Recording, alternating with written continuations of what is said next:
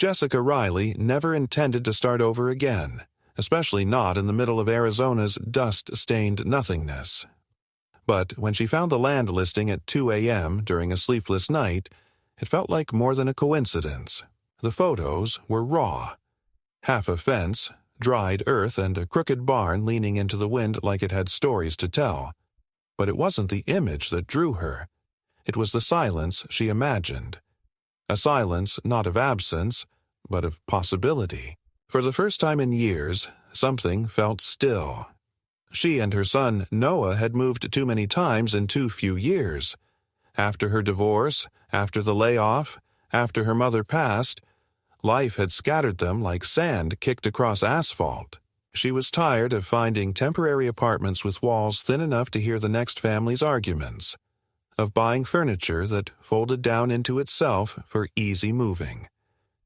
Noah was 14 now, tall and quiet, with 1,000 thoughts he didn't say. Every time they moved, he adjusted like a ghost, never complaining, never investing. When she told him they were leaving again, this time for good, he had only shrugged. The ranch sat on a slight rise outside a small, loosely structured community.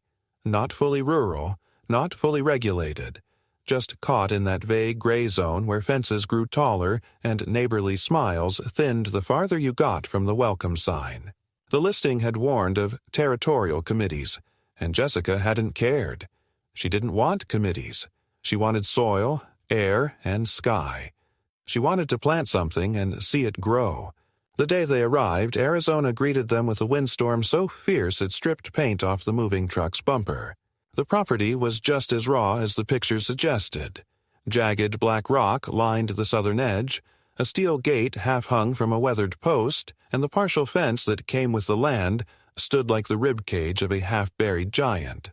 Her son walked the perimeter without a word, then looked back toward the car and simply said, "It's big." For Noah, that was a declaration. The previous owner had started building a perimeter using dense volcanic basalt, hauled from local quarries interspersed with thick iron panels welded in a minimalist style. The intention was clear, formidable but not ornamental, a modernist take on frontier practicality. Jessica loved it immediately. The materials were still there, piled in rough bundles behind the barn. She hired a local construction team to finish the job, sticking to the original plans, not adding a single personal touch. It wasn't about making a statement. It was about completing what someone had started and giving her son a wall he could lean against without fear of it being taken down 6 months later. For a week, they were left alone. The crew came and went, working quietly. Noah unpacked in his own room for the first time in 2 years. Jessica painted the kitchen and found a rhythm in the way the light cut through the living room at dusk. She didn't go into town much, just enough to buy groceries and sign paperwork at the county office confirming the parcel's proper zoning. There was something calming in the repetitive motions, in the scrape of the roller against drywall, in the certainty of freshly dug fence posts. For once, nothing moved beneath her feet. But things never stay simple for long in places like this. It started small, just a slip of green paper tucked into the gate one morning. The note had no official letterhead, no contact name, only a printed message. Your perimeter does not meet the aesthetic alignment required for visual harmony in the South Line View community. Voluntary compliance with demolition is requested within 14 days. It read more like an art critique than a legal document, and Jessica initially thought it was a prank. She brought it inside, showed it to Noah, and they both laughed. "Visual harmony," he repeated, making exaggerated yoga poses in the living room. It became a running joke. But the laughter dried up 2 days later, when a woman appeared at the front gate just before sunset, dressed in beige slacks and a pastel blouse that matched the color of the nearest stucco house. She didn't knock or call out. She just waited, hands folded in front of her, watching the fence as if it might move. Jessica came out, drying her hands on a rag, and walked to the gate. The woman introduced herself as Karen. No last name. Just Karen. "I'm the eyes of this neighborhood," she said. "People talk, people notice, and lately they've noticed that thing." She motioned to the newly completed fence like it was a disease. "It's not inviting. It's not neutral. It's the kind of design that sends a message." Jessica, stunned by the boldness, replied that it was just a fence. Karen tilted her head. "It's a fortress wall," she said flatly. "You're not in the desert anymore. This is a shared view area. You can't just build something so hostile." Jessica reminded her that the property wasn't under the official purview of the neighborhood council. The boundary lines made that clear. Karen smiled without warmth. "Lines shift," she said. "Communities evolve. But aggression, that leaves a mark." She left without another word. The next morning, Jessica found a small pile of river stones placed neatly in front of her mailbox. It looked almost ceremonial. She didn't touch them. That night, she double-locked the doors. From that point forward, the air around them seemed to change. Cars slowed when passing the gate. Strangers jogged by with phones in hand, lingering just long enough to glance toward the house. The local contractor who delivered fencing material suddenly canceled their return visit, citing unforeseen delays. The man at the gas station stopped making small talk. Noah told her he felt like kids at school had started avoiding him, but he didn't push the point. He never did. Jessica tried to focus on the land. She watered the soil, made notes for where to plant mesquite and agave in the spring. She told herself that the fence would stop the eyes from pressing inward. But then the first police cruiser showed up. No sirens, just lights, idling quietly by the gate while two officers stood beside it, peering in as if assessing a threat.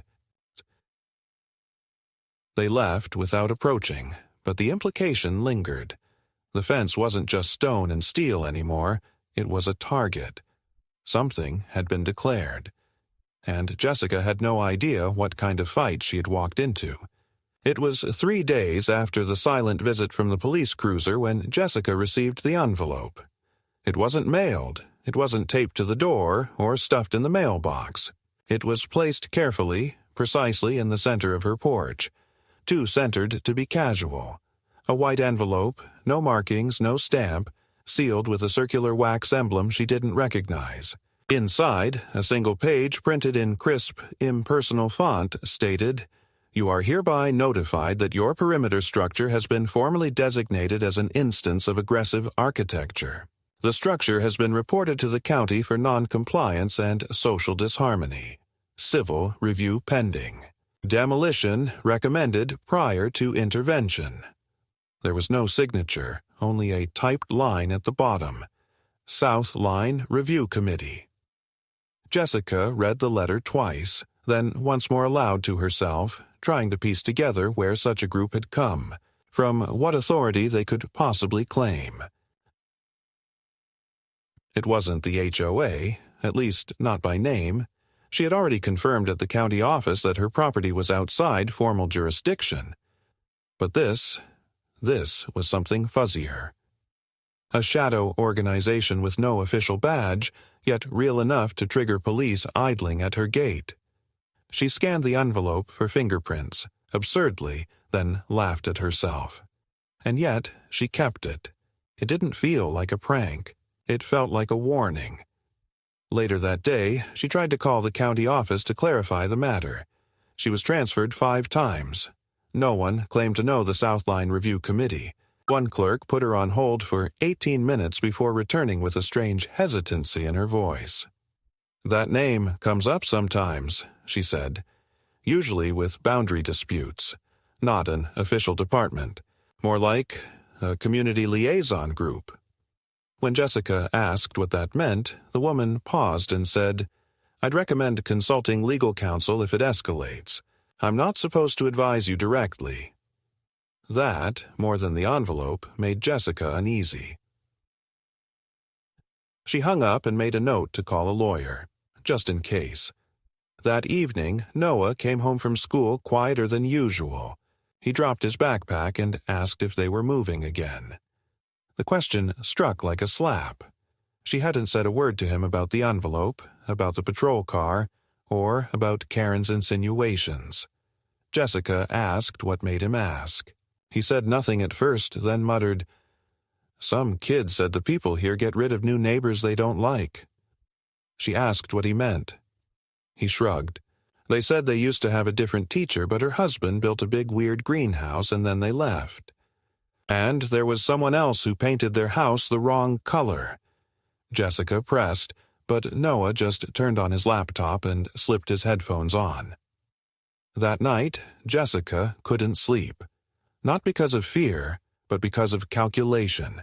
Something was happening that she didn't understand, and she didn't have the benefit of time. The fence was the pretext, but it wasn't about the materials or the height. It was about resistance. Someone, or some group, had decided her family didn't fit. The legal ambiguity of their location, outside the official HOA but within some unspoken cultural perimeter, made them vulnerable. She needed to think ahead. She began by documenting everything. She took high-resolution photos of the fence, inside and out, and saved every receipt, blueprint, and approval letter from the original contractor. She stored the envelope and letter in a plastic sleeve, dated it, and began a physical folder titled Perimeter Dispute. She uploaded copies to a cloud drive. She wasn't paranoid. She was preparing. She searched for lawyers specializing in zoning and property rights and bookmarked a few nearby firms. One name came up repeatedly in forums discussing community overreach. Trevor Lott, a soft-spoken litigator who'd once taken down an overzealous neighborhood board in northern Arizona. She planned to call him in the morning, but the escalation came faster than she expected.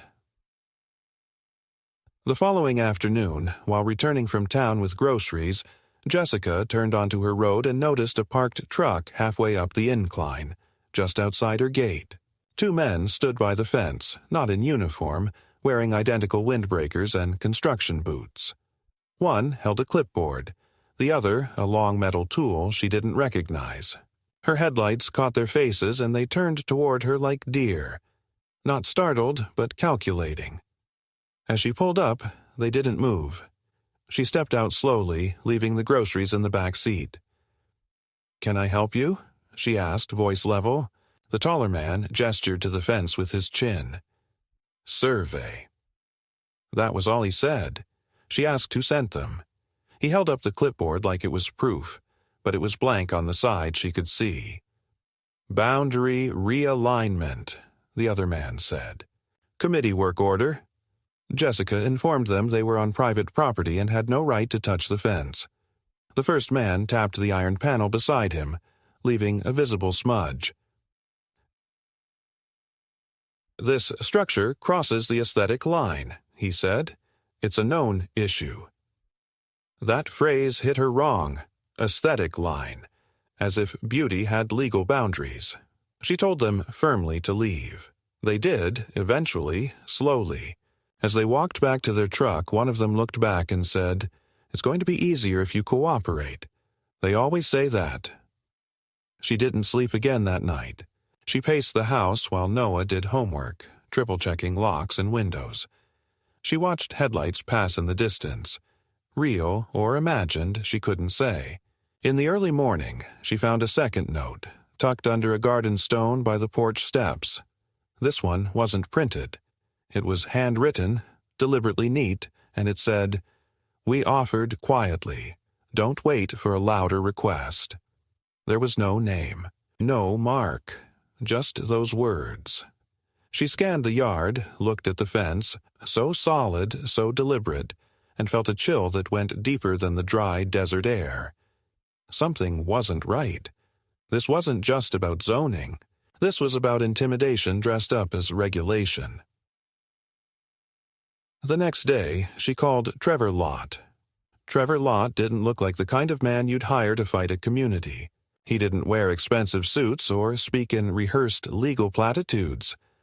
He arrived in a dust-streaked SUV, jeans and boots coated in red desert grit, his expression calm and unreadable as he stepped onto Jessica's porch and shook her hand. The first thing he did was ask for coffee. Black, and the second was to walk the fence line in complete silence, one hand in his pocket, the other grazing the iron panels like he was reading them in Braille. Jessica followed behind him without speaking, and when they reached the far corner where the basalt stones curved slightly inward to meet the old drainage line, he turned and said, "You built it by the book. That's not their problem." He didn't elaborate. Back inside, he pulled a yellow legal pad from his bag and began scribbling. Jessica showed him the letters, the photos, the surveillance footage from her front-facing camera showing the two men at the gate.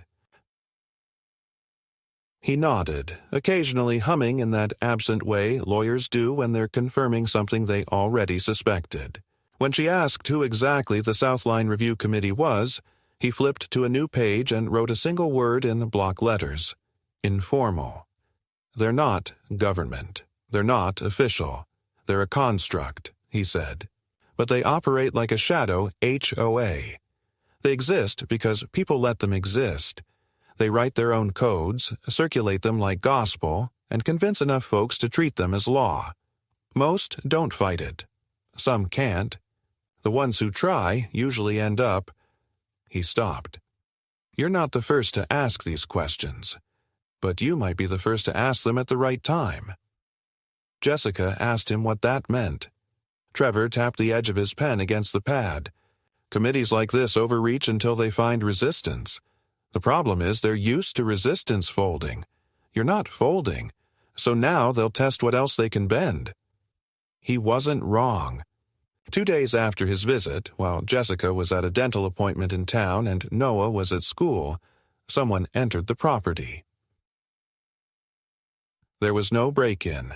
The gate had been opened with what looked like a proper key or a bolt cutter. Inside, they didn't touch the house. But one of the basalt cornerstones had been lifted and left on its side, half buried in the gravel as if placed in a hurry.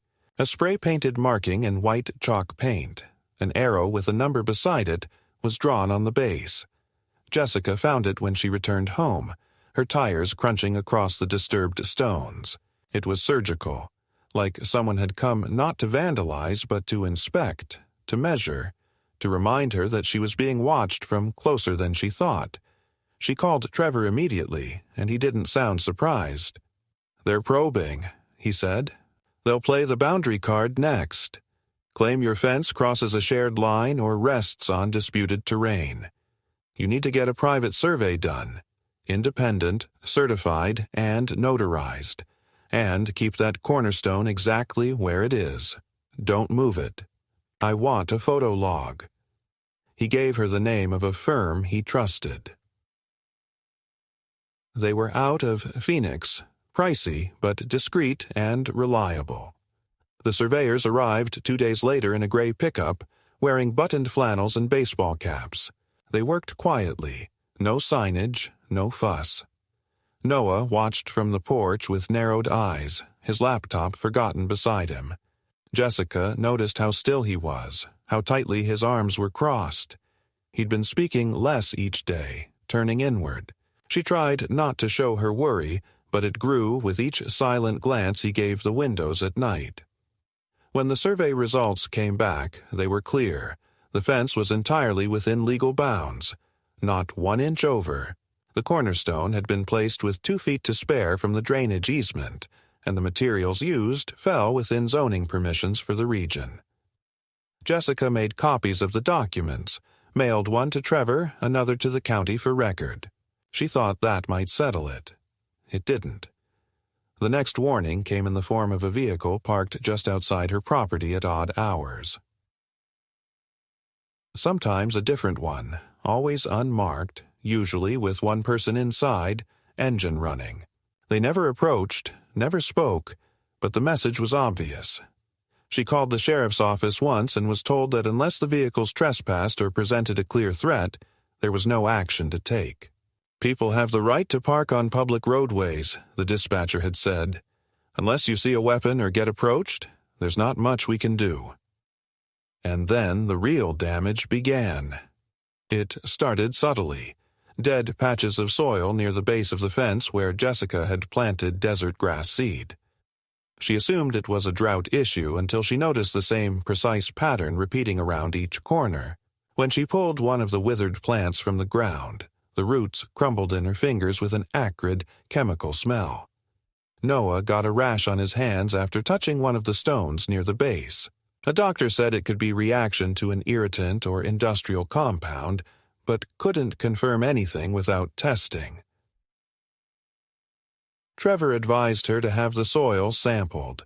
The results showed traces of glyphosate, an herbicide not uncommon but heavily concentrated in patches that aligned with the dead zones.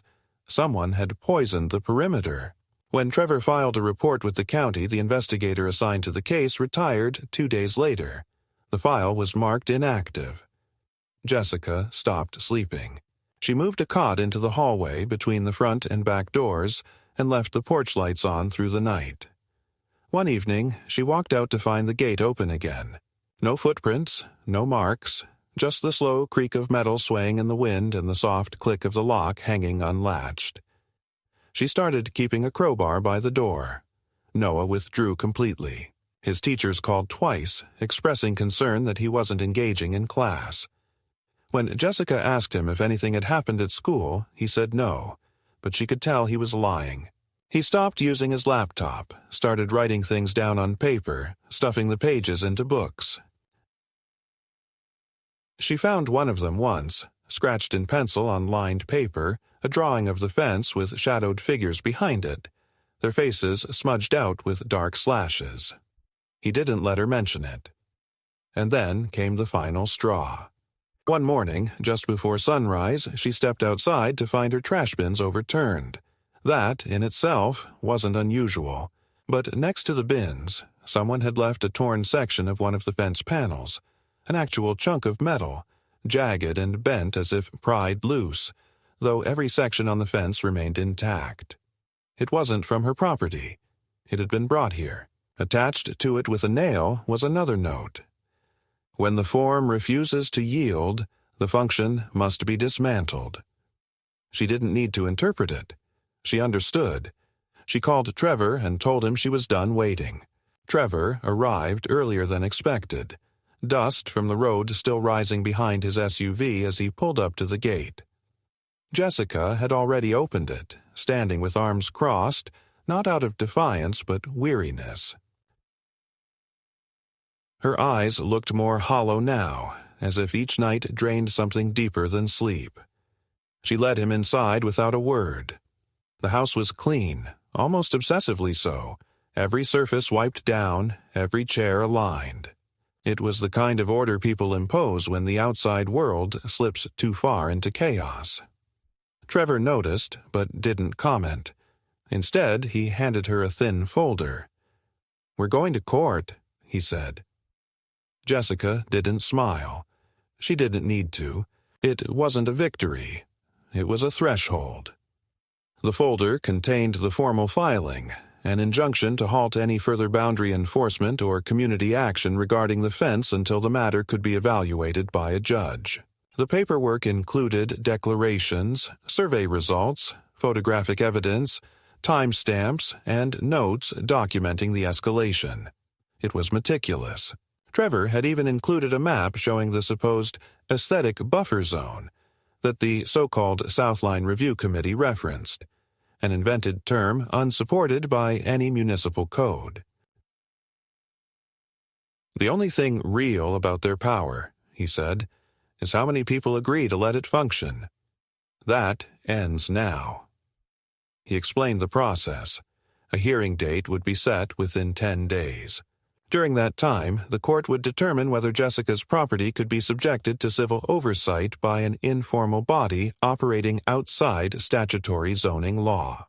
If the judge sided with them, her fence would stand and the harassment would be grounds for further legal action. If not, Trevor didn't finish that sentence. They both understood. For the next few days, something strange happened. Everything stopped. The surveillance cars disappeared. No more notes. No more dead grass. The street grew still, quiet in a way that felt strategic. Jessica almost found herself second-guessing whether it had been as intense as she remembered. Even Noah seemed less tense. He spent one afternoon drawing again, window open, music playing low. It felt like the calm that comes just before the ocean pulls back. Then came the fire. It wasn't big, just a brush pile near the far edge of the property where Jessica had stacked dried branches and some old fence scraps. She hadn't lit it, hadn't touched it in weeks. But at 2 a.m., flames bloomed in the dark like the slow eye of a predator opening. The alarm on the outer sensor tripped. By the time Jessica reached the spot with the extinguisher, the fire had already burned itself down, leaving behind scorched stone and a jagged piece of metal driven into the ground like a flag. She stood there barefoot in her robe, extinguisher in one hand, the other gripping the strange fragment, a sharpened section of railing, curved and embedded with wire. It hadn't blown in. It had been placed. The next day, Trevor returned with someone new. She was in her 60s, carried herself like a professor, and introduced herself only as Dana. "She used to be a planner for the county," Trevor explained, "and she's been watching this area for a long time." Dana walked the fence with a quiet intensity, taking notes, not on the structure itself but on the space around it, the slope of the land, the placement of mailboxes on the street, the way driveways curved, and how trees broke sightlines. Inside, she opened her laptop and showed Jessica a grid overlay of the development plan originally filed 20 years ago. This neighborhood was designed with something called optical harmony theory. Developers wanted every home and yard to flow visually. It was aesthetic control masquerading as planning policy. Then they handed the language off to the neighborhood board to enforce. But that board dissolved a decade ago. What you're dealing with now are remnants, old ideas enforced by new people with no legal footing. Jessica leaned over the map. "So they're pretending to be official?" Dana shook her head. "No, worse. They think they're preserving order. These kinds of people don't care about law. They care about rhythm, control, the illusion of peace. Your fence doesn't break any laws. It breaks an unspoken pattern. And people like that respond to disruption the same way an immune system responds to a virus." Jessica felt a chill. So what happens when the immune system doesn't work?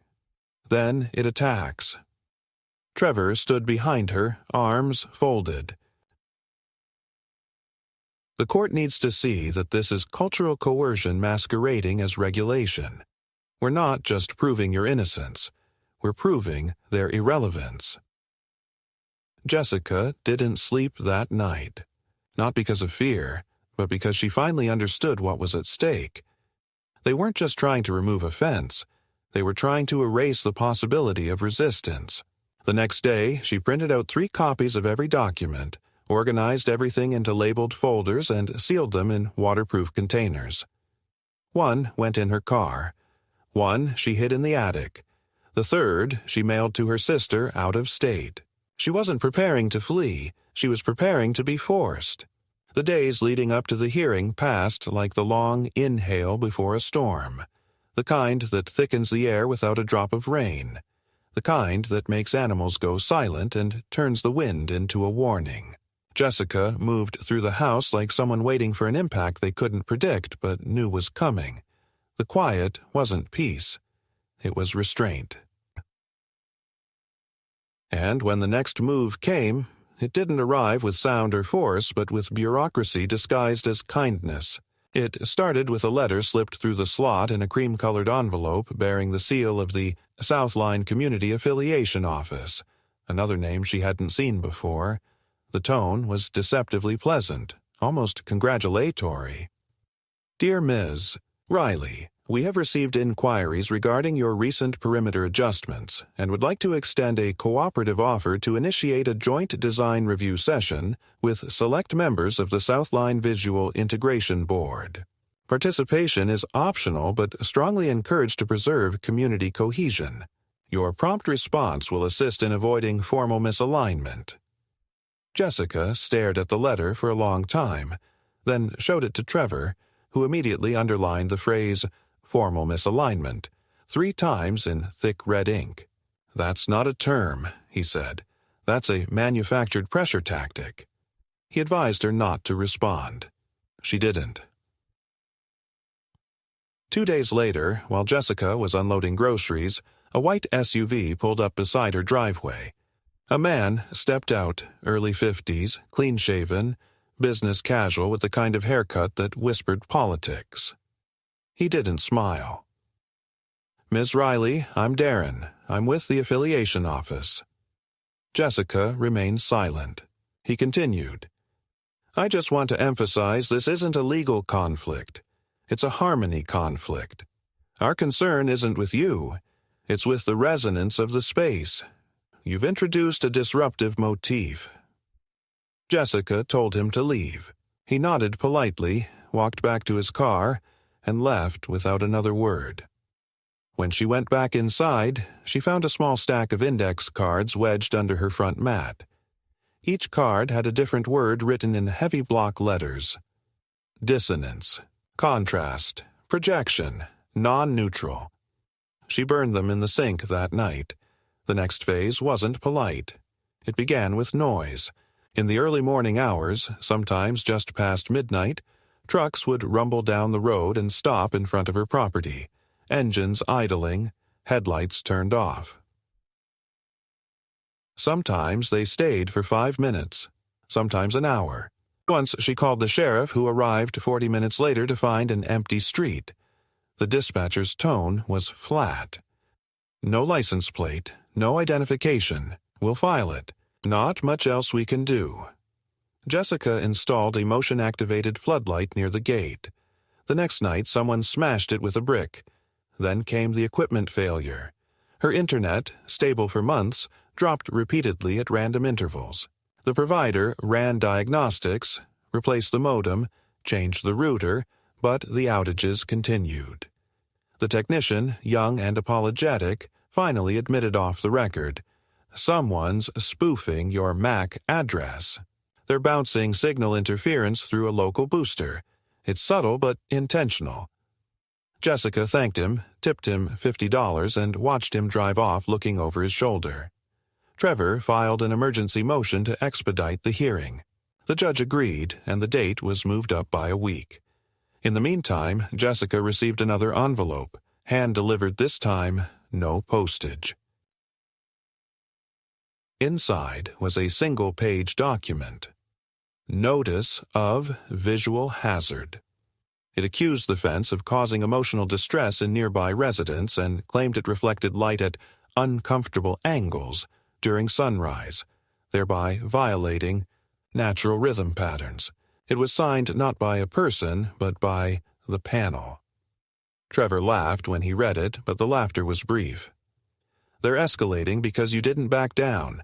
They expected compliance, not litigation. They're improvising now." Jessica tried to focus on daily tasks, but the attacks became more invasive. Someone left a dead bird on her porch, wings folded neatly, a red string tied around its beak. Noah found it before she did and refused to speak the rest of the day. Later that week, she received a bill, real, itemized, formatted, for $4,200, labeled Perimeter Aesthetic Offense Reimbursement, citing labor hours spent managing community disruption. Trevor sent a cease and desist and a formal threat of defamation, litigation if further harassment occurred. The response came not on paper, but in shadow. One night, after midnight, the outer perimeter alarm triggered. Jessica grabbed the crowbar and stepped out onto the porch, flashlight in hand, heart pounding. She didn't see anyone at first, just whined in the mesquite trees, the creak of metal as the gate rocked slightly on its hinges. Then she saw them, 3 figures standing beyond the fence line, perfectly still, just shapes in the dark, watching. Not moving, not speaking. She raised the flashlight, but they were too far. When she yelled, they didn't flinch. When she reached for her phone, they were gone. The next morning, the mailbox was filled with torn pages from architecture textbooks. Not random. Each page highlighted a phrase. Structures that defy context destabilize narrative. Design is resistance. Line equals law. She started having headaches, long and pulsing, like a tuning fork buried in her skull. Her vision blurred sometimes when she walked past the fence, as if her body was reacting to it now, just like the others claimed. She fought it, told herself it was stress. But part of her wondered, what if proximity was the point? What if the goal wasn't just to destroy the fence, but to dismantle her mind from within? Trevor hired a private investigator to trace the origins of the affiliation office and the so-called panel. What they found wasn't an organization, but a network. Over 50 properties in the past 7 years had been sold below market value after prolonged disputes with non-governmental neighborhood oversight groups. Most of the complaints started with aesthetics, fences, mailboxes, paint colors, but in every case, the pressure built until the owners left. And in every case, someone from one of those offices bought the property through an intermediary. The connections were buried, but they were there. Repeated surnames, shared bank accounts, overlapping LLCs. It wasn't just harassment. It was acquisition. Trevor presented the findings to the court in a pre-hearing brief. He expected resistance, even dismissal. But the judge, a woman in her early 60s with a reputation for measured decisions, surprised them both. She issued a restraining order against any affiliated parties from entering Jessica's property, pending final review. It was a crack in the wall. A line drawn, if only temporarily. That night, Jessica and Noah sat on the porch in silence. He asked her if they were going to be okay. She didn't know how to answer, so she just placed her hand over his. "We're still here," she said. "That's all that matters tonight."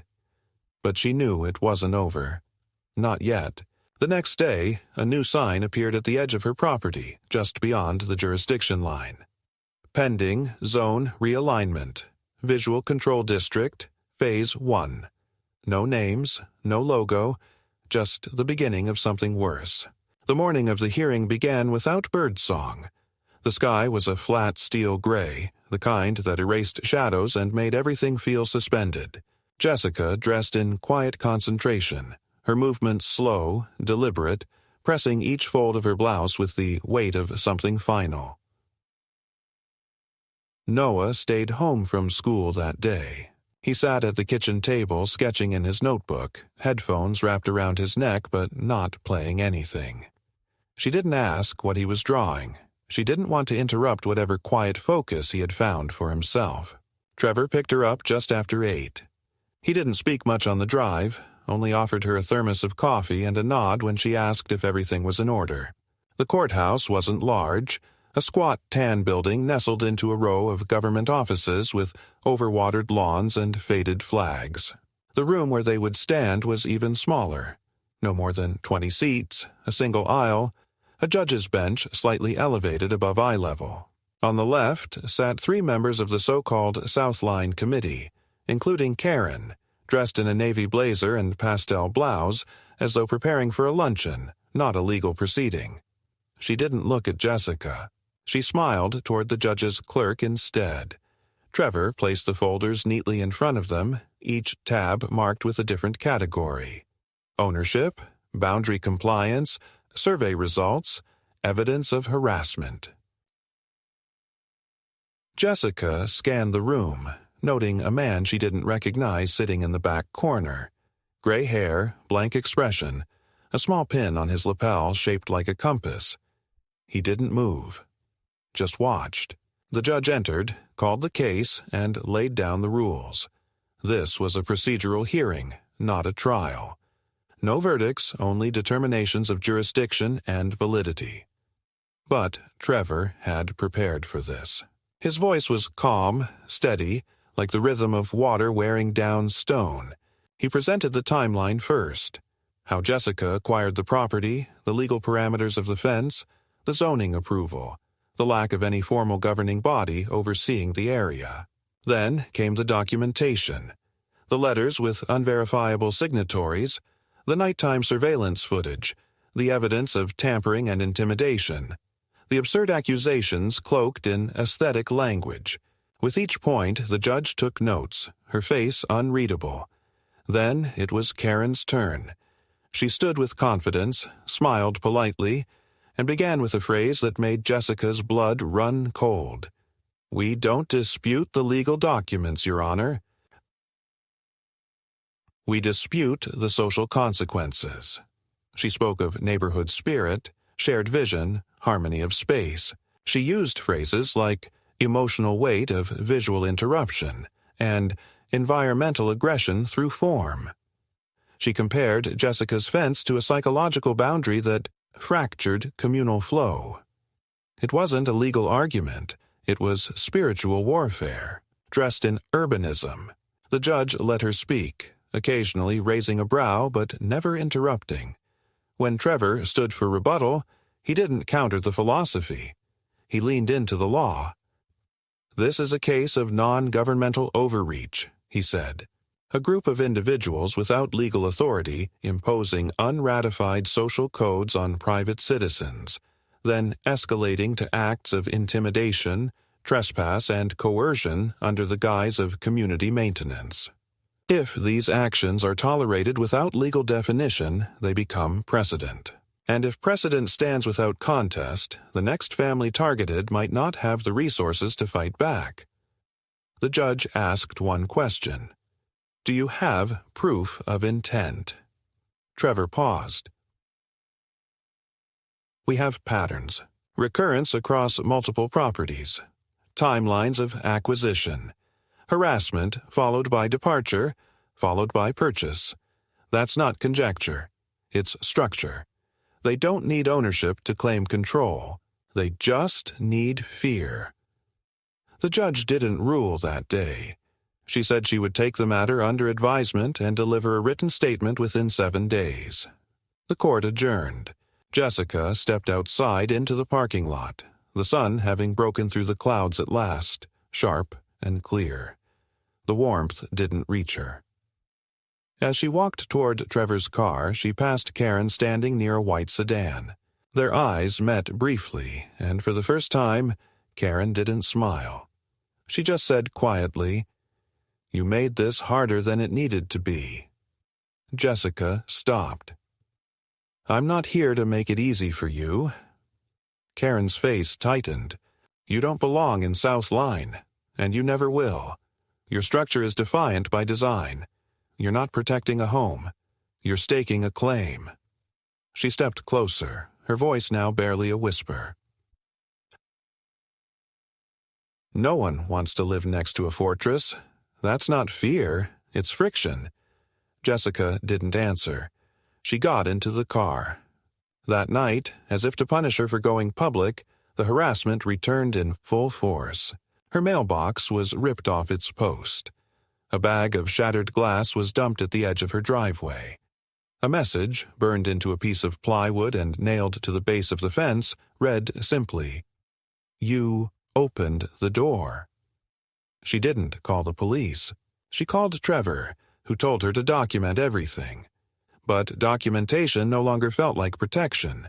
It felt like gathering evidence for her own autopsy. At 2 a.m, Jessica stood barefoot at the edge of her porch, staring at the desert beyond the fence. The wind had picked up, dry and wild, rattling through the scrub like something restless and old. She thought about what Karen had said, that this wasn't about law, that it was about narrative, about how something as mundane as a fence could become a declaration of war in a place where peace was measured by sameness. She realized, finally, that they weren't trying to make her leave because of what she built. They were trying to make her believe she had already lost. The ruling came by mail on a Thursday, a week after the hearing, in a plain envelope without ceremony. Jessica opened it alone, standing in the narrow strip of sunlight that touched the front hallway at that hour. The paper was heavy, official, The language was firm but clinical. The court had ruled in her favor. The South Line Review Committee and all other unregistered or self-styled neighborhood entities held no legal authority to impose design mandates or enforce compliance measures on properties outside formally designated regulatory districts. The injunction would remain in place indefinitely, and all further attempts at contact or enforcement would be subject to civil penalties. The judgment didn't mention aesthetics, didn't address the language of visual harmony or communal flow, but it didn't need to. The law had spoken clearly. The fence would stand. She placed the paper down and leaned against the wall, not smiling, not crying, just breathing in and out as if her body needed to relearn how. When Noah came home, she showed him the letter. He didn't say much, just nodded once and went outside to sit on the steps of the porch, watching the gate like he used to when they first moved in. He had grown in these months, taller, more watchful. He hadn't become someone different. He had become someone defined. That night, she cooked dinner with the windows open, letting the desert air in, letting it fill the rooms that had so long felt closed off by something invisible. She played music again, something soft and old, not because she was celebrating, but because sound felt safe again. Later, she walked the perimeter with a flashlight, not because she feared intrusion, but because the land was hers and she wanted to feel the earth beneath her boots without suspicion. The fence stood clean, unmarked, its iron panels cold to the touch, solid in the way only things meant to last are. No messages, no signs, no shadows. The silence had returned, but now it was hers. In the following weeks, the neighborhood retreated. No new notes appeared. No trucks loitered outside. Some of the faces she used to see walking past stopped coming altogether. Karen was nowhere. One neighbor, a man in his 60s who always trimmed his lawn with obsessive precision, approached her one morning while she was checking the mailbox. He said he'd heard about the case, that maybe things had gotten out of hand. The people sometimes forget themselves when they feel like things are slipping away. Jessica didn't argue.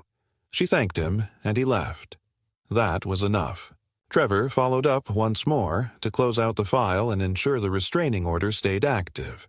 He suggested installing a more formal security system, just in case.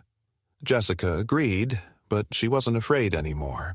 The danger had never been about break-ins or vandalism. It had been about erasure, about removing her voice, her presence, her difference. That threat was still out there, waiting in other neighborhoods, in other committees, behind polite language and unspoken rules. But here, at least, she had drawn a line. Noah returned to his routine, but something subtle had shifted. He joined a photography club at school. He started documenting shapes, contrasts, the way light cut across hard angles. He told her once, almost in passing, that he liked the way their fence didn't look like anything else, that it made the house look like it was protecting itself, but without hiding. Jessica had smiled at that. It was the most accurate description she'd ever heard. Time passed. The summer heat deepened, then faded. The plants along the edge of the fence began to root again, cautiously at first, then more fully. Life returned in small increments, not dramatically, not all at once, but steadily, like soil recovering after a burn. Jessica planted mesquite and agave as she had planned to months before. They took time, but they grew. One morning, as she sipped coffee by the kitchen window, she noticed someone had left a small rock on the top rail of the fence. Not a message this time, just a smooth, oval stone, unmarked. A quiet gesture, not of threat, but of recognition. She didn't move it. She didn't need to mark territory anymore. It was already hers.